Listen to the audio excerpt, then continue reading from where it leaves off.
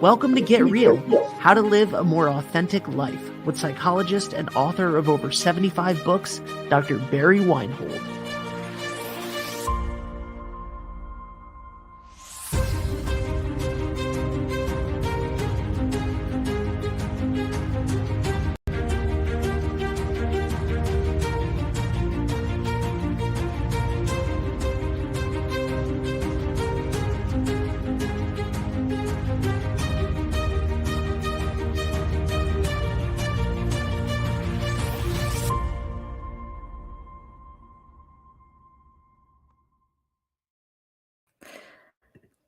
Welcome back, everyone, to Get Real, How to Live a More Authentic Life with Dr. Barry Weinhold. My name is Ashley Ross. Dr. Weinhold, how are you today? I'm doing fine. I'm a little bit of a warming spell, so I've decided to go with a short sleeve shirt today. Those are always nice. I always look forward to them. We're already counting down the days, it seems, but I feel like when we make it through at least the first month of the year, sometimes second, depending on how the weather's been, I feel a little bit better.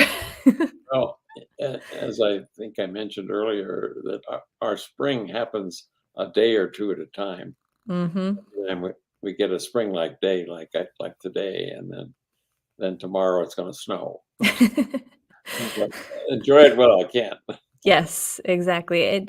I think we talked about being grateful last time. I Yeah, I have to be so much more intentional during the winter time with how I and take advantage of those days and really appreciate them because yeah, you never know what the weather's going to do, and you got to soak up that sun and get some of that vitamin D. right. Yeah. So, what do we have for today? Well, building from the last two episodes, I want to talk about how to gain control over any unconscious shame based beliefs you might have. And people sometimes don't think they can control their anger, and therefore their anger controls them. And so let's see if we can turn that equation around and teach people some things that they might do to help them control their anger. And I want to share a couple of client stories about clients who, when I first saw them, I thought there's no way this person is ever going to control their anger. I mean, they were really angry men, and now they're both pussycats. They've just totally transformed their because they're now in control of their anger. So I think I have some things to say about that, and I have let's see, there's a we have a chart too, our list of steps, and I don't want to do that right away. I think I'll jump into telling the stories of my clients. Then we'll go to the list of steps that people can take. My first client was a 27-year-old who came with just intense anger, and I mean, it just oozed out of him. Every word was kind of clipped, like how people are when they're talking and they're angry. And and he was a black belt uh, martial artist, and he had been given a sword when he became a black belt, and so he had to brandish his sword and show it to me and hold it up in front of me.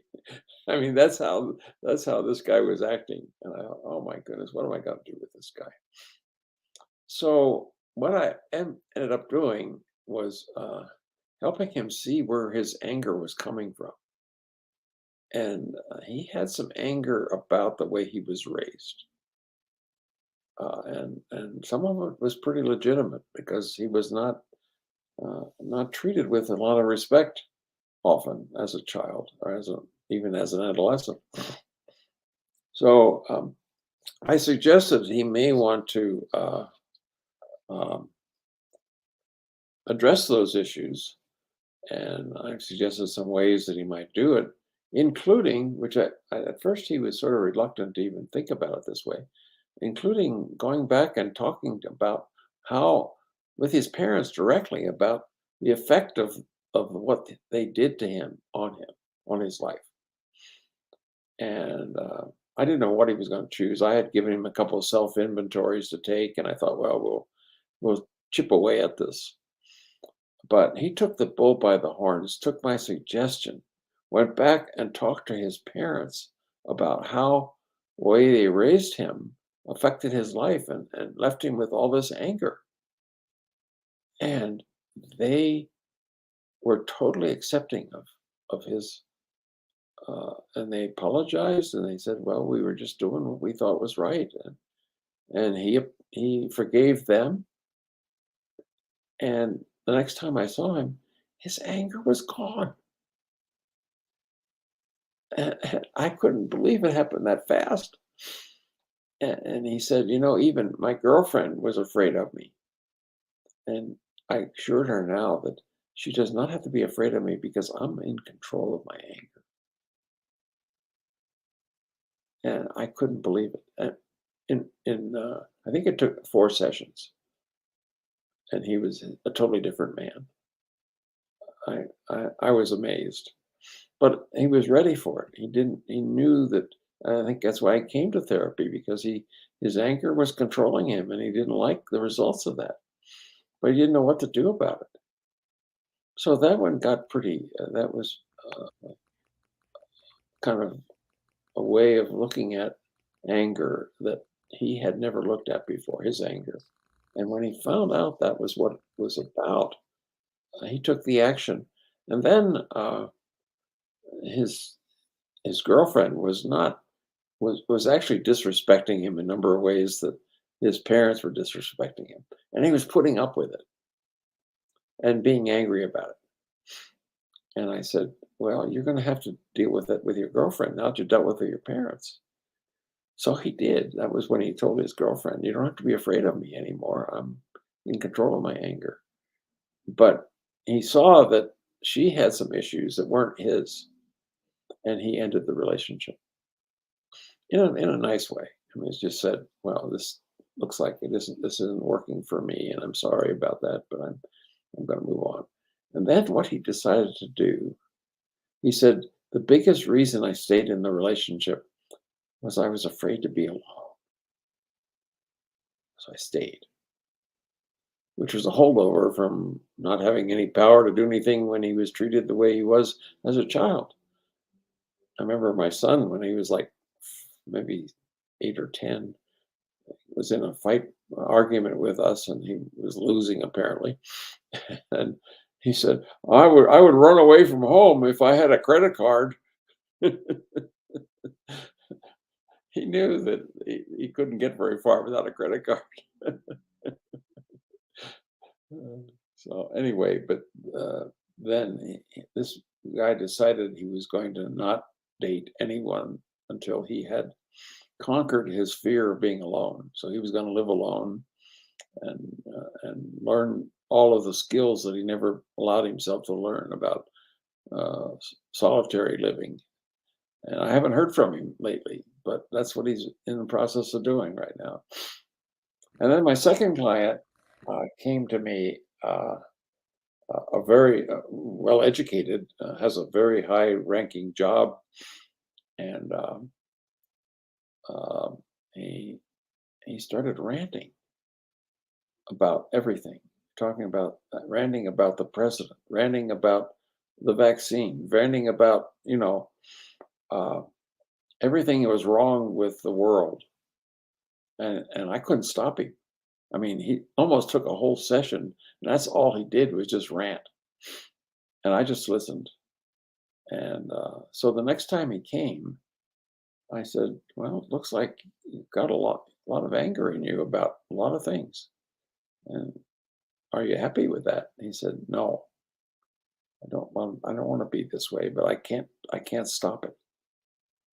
This is just the way I think."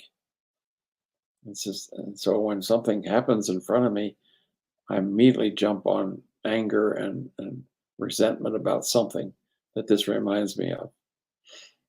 And so again, I started thinking, helping him think about what might be the source of his anger. And and again, he didn't have a very happy childhood. And this it turned out a little different than the first guy. When he started remembering about his unhappy childhood, he broke into tears right in front of me. And I said, he went underneath the anger to the real feelings that the anger was keeping him from feeling. Just talking about it and talking about the process led him to deepen his feelings. And he was a different man after that when he just started crying in my presence and feeling. I felt sad with him about all the things that he told me about that happened to him as a child. And so that's another thing that I think is important to remember about anger is that frequently it covers up deeper feelings like sadness, like fear, like shame. And so it's if you can get people under that to look at those feelings, then you have a chance to break through to what's real. And that's a way I talk about getting real, is getting to people's core feelings about things. And so I was able to do that with him, and I haven't seen him since, but I'm kind of feeling like it'll be a different experience when I see him again. And if he gets into the anger, I'm going to try to get him down into that sadness again, because he's a different person when he's in that sadness. He's much more reflective and much more understanding, and he's real because the anger was not real. It was just a cover for him. And I think so many people experience that the feelings that they have uh, somehow are not the real feelings about the whole thing. What I often tell my clients is, you're never upset for the reason you think you are. So if you're angry about something, think about what else might be going on that might be upsetting you, that's related to whatever is happening. So have you encountered that experience? Oh, yeah, lots of times. And I've been working through some of it with my therapy as well. But even I know that that happens a lot with my son. It seems 8 is a volatile age where they're really grappling with their emotions and reality and the Yeah, pressures of growing. I guess there's like a shift there where things get a little bit more difficult in school. And, there's at least for our household, we had a baby too, so that could have changed things, yeah, going from being an only child to a sibling. But there's, you know, less fun time and more asks for a little bit more responsibility to, you have to do at least a couple chores. right. Yeah, Um, and he'll sometimes reflect anger for those, like, the little things, right? But a lot of the times it's completely something else coming through. yeah. So that's important as a parent to remember that if your child is upset, it may not be the real reason that they think they're upset about. Mhm. Help them see if they can get underneath the, the feelings they're having. Often the pathway to access whatever else is going on happens through the feelings. Mhm.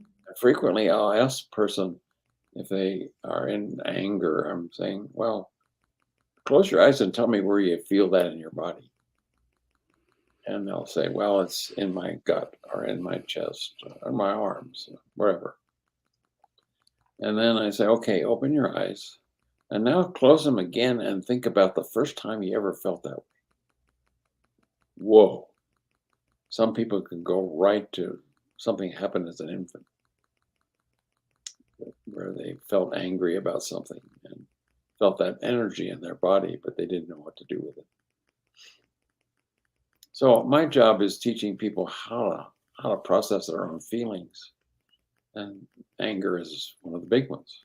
Mhm. So let's jump into the list of ways people can gain control over their anger and hatred.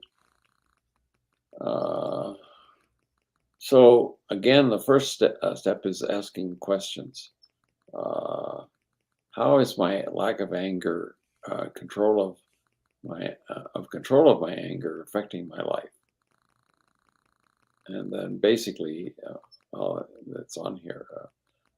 if they say, well, it's pushing people away from me. I have a hard time building relationships.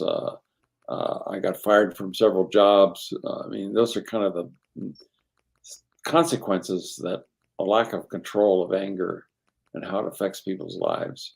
Uh, they're often very lonely people as a result of their anger, because people just stay away from them and they don't connect with them because they just feel that anger and they don't want to even have to encounter it. So then I asked people to close. I said, close your eyes, see if you can locate it where it is in your body, and then close your eyes again and look at where you're holding that feeling in your body, and see if you can remember the first time you felt that way. And then, if they can identify a specific situation where they felt that anger or that hurt, and it didn't feel resolved, they didn't get resolved about it, because that in finding out and remembering what happened, uh, uh, uh, then you have to realize that that's where you cause a belief to form. You came away with it. It isn't important about what happened or what you came away with. It's about the belief you formed about yourself and others. So then ask my clients, so what needed to happen in that situation if they can identify a specific situation that would have made it turn out without my, his, or her unresolved anger or hurt? What would have finished it? What was unfinished about it? And usually it's either one of four things in general. First of all, you didn't get to say or do something you wanted or needed to do. And frequently I didn't get to tell people how what was happening to me how what they were doing to me was affecting me. That's the biggest one. So with your son, you have to always ask them, how is this affecting you? Tell me how my behavior is affecting you if they're upset. Or if they're upset about something else, tell it, have them tell you how that's affecting them. And so then, or sometimes is that they wish they could have left the situation, but they couldn't. So they were trapped in a situation that they didn't really have any control over. And so then it's also like what you wished others would have said or done that might have helped alleviate the anger or the hurt that you were feeling at the time. If there was some empathy and some understanding, then then there might have been a better outcome.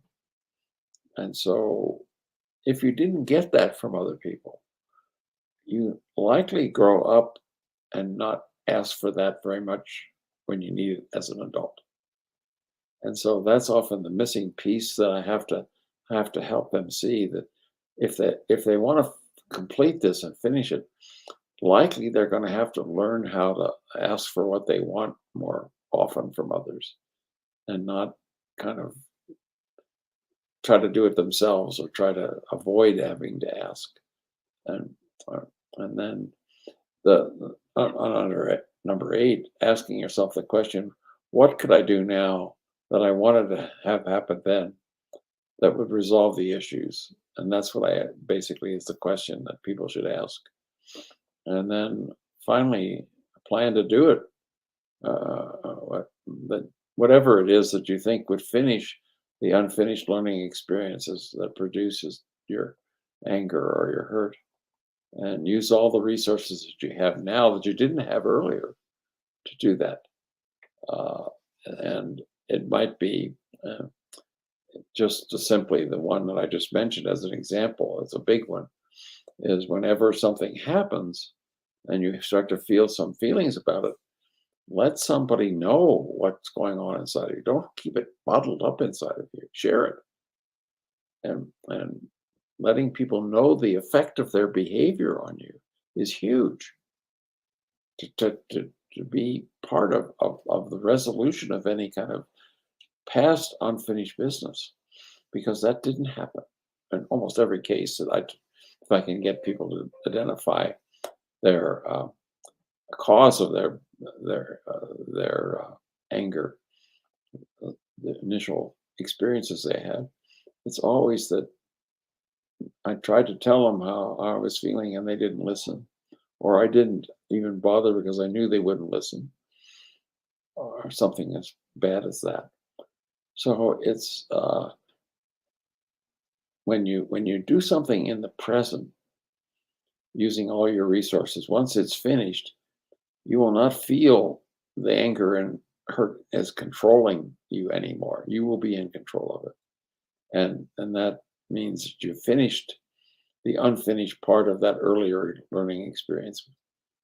And then if you still feel angry at others for no unreason, do the process again to see if there are other unfinished learning experiences still to finish, because isn't necessarily just one. It may be a number of times when you felt that your anger was not accepted, or that there was no acceptance about, or maybe you didn't even try to let people know how what they were doing to you was affecting you, how it was making you angry or hurting you in any way. And so that's how I recommend that people process out their anger and their any beliefs that they have that are shame based, to take responsibility for it, to begin to just uh, take some action in the moment, uh, that helps finish whatever is finished and need to be finished. So, uh, Wonderful. I think those were all really great tips that we talked a lot about identifying in last week's episode, but now we have some action-based things to work on yeah, this week. I always try to get my clients to take some action, Hmm. because often when people have these deep feelings, it is actually immobilizing to them. Hmm. They actually get very depressed, as well as get can be violent towards others. But often that depression is what leads to suicide. So when I see somebody starting to become immobilized, the first thing I do is try to get them mobilized to do something that would move them in a different direction. Yeah. And Kind of like the toddler that you can't say no to, right? yeah, yeah. So Get it's a some options. challenge sometimes, but I mean, I have clients who've been suicidal, and my job is to try to find a way to mobilize them. First of all, help them connect with what caused them to feel so depressed about themselves, and so such a low sense of self-esteem, because people who commit suicide have very low self-esteem, and there's not much you can do if you can't help them do something that would raise their self-esteem. So I sometimes say, well, is there one thing you could do today that would make you feel good? Well, I could uh, take a warm bath. Okay, there you go. Do that. Hmm. Or I could go for a walk with my dog. Oh yeah, go do that. And whatever they suggest, I say, go ahead and do that, because Hmm. that's the mobilization part. Yep. Yep. And once you get people mobilized, uh, it can be a spiral upward. Uh, Hmm. the immobilization is a spiral downward. So Yes. any Unstuck. They need to get unstuck. so anytime anyone's feeling depressed, the first question is, what could I do to help me feel better? Hmm. Who could I call? Or what could I do? And I often tell people who have, depressive symptoms is, when you're getting low, you need to reach out to somebody. And so you need to have a list by your phone of people you can reach out to. So you Hmm. call the first one. If they're not available, you call the second one and the third one till you find somebody you can talk to. And by processing it verbally, sometimes that can help people to raise out of the depths of a depression. But it's always Definitely. it's depression is a lack of connection. Hmm. And so to help people connect with somebody else at that time is a very important action for them to take. And actually, because it's a mobilizing effort to do that, it usually works out positively and helps them lift them out of the depths of their feelings. And of course, I also help people look at what I just went through about how they got to feel so depressed, what happened to them in the past or didn't happen that's unfinished, that still leaves them with depression. Mhm. Wonderful. I think this was a fantastic episode. Thank you so much for all of the tips for everyone. There will be two, as always, we'll attach the different documents that we're looking at. You can find those on the website too if you missed while we're in the episode. So, what do we have in store for next week? Well, I'm going to go back to one of the top 20 lists, and I'm going to look at why people have such a resistance to resolving conflict. Mm, And that's a good one. yeah, I actually, of all of 20 on the list, it's probably the most common. I'm So, unsurprised. I'm excited to hear about that one as well. again, And I've studied conflict for, well, yes, since 1986, 87. yes. Expert indeed. I'm very much looking forward to hearing more about Yep. that. I think that's another PsyQ raiser that we can all Yes, work and it's on as one well. that really holds people back because they expend an awful lot of energy You sure do. avoiding conflict. Yes, or creating it. Yeah, that's true. That's the other. Wonderful. Well, until next week then, thank you so much, Okay, see you Dr. next Weinhold. week. All right. See you next week. Bye-bye. Bye-bye.